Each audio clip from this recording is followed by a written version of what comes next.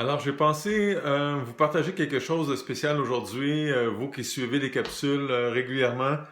Et c'est un passage un peu particulier. C'est Jésus qui vient de se faire arrêter avant d'être amené pour être jugé, puis crucifié.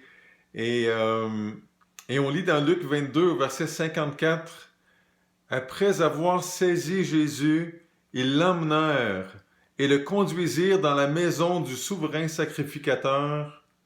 Pierre suivait de loin. Donc Pierre avait peur de qu'est-ce qui allait se passer, il avait peur pour lui-même et on le voit, il est sur le point de renier le Seigneur Jésus à trois reprises comme Jésus l'avait prédit.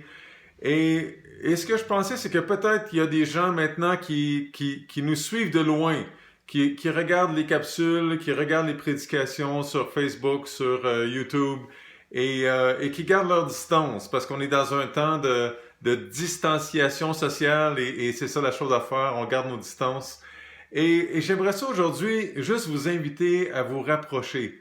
Peut-être que pour vous, la prochaine étape, c'est de vous rapprocher de nous. Peut-être me contacter à travers le site web, par la page Facebook, quelque chose comme ça. Euh, Moi, Régent, Renald, qui a apporté aussi une prédication, et peut-être vous rapprocher de nous, mais ce qu'on voudrait ultimement, c'est que vous rapprochiez du Seigneur Jésus.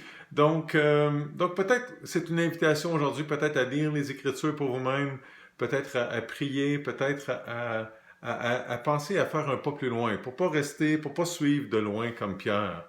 On lit dans les Écritures que c'est notre péché qui nous sépare de Dieu. Dieu a de l'intérêt pour nous, mais notre péché nous garde nos distances avec Dieu. Ça construit un mur. On voit ça dans le livre d'Ésaïe. On voit dans l'Évangile de Jean au chapitre 1 que la lumière est venue dans les ténèbres, mais les ténèbres l'ont rejeté. Dans Jean 3, les gens ont rejeté Jésus parce que Jésus venait mettre en lumière leurs péchés, puis ce qu'ils faisaient de mal. Donc peut-être qu'il y a des choses comme ça qui te retiennent, qui t'empêchent de te rapprocher de Jésus. Je t'invite à considérer que ça peut être ton péché ou peut-être juste la peur de quelque chose. Je t'invite à en parler, peut-être avec Dieu, peut-être avec nous.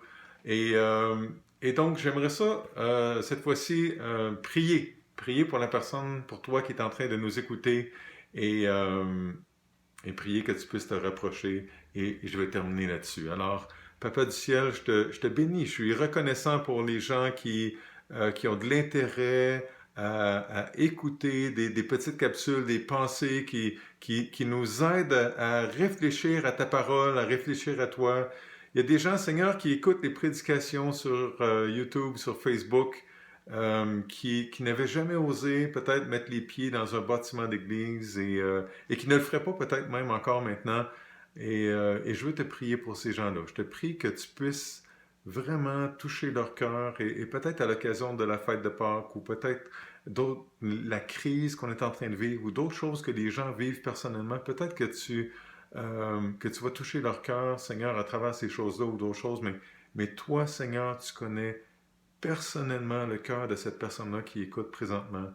Et je te prie de toucher son cœur, de faire quelque chose de particulier dans sa vie et d'aider cette personne-là à s'approcher du Seigneur Jésus et non pas à le suivre de loin, comme l'apôtre Pierre. Et je te prie avec confiance parce que je te prie au nom du Seigneur Jésus, mort et ressuscité. Amen. On se reparle.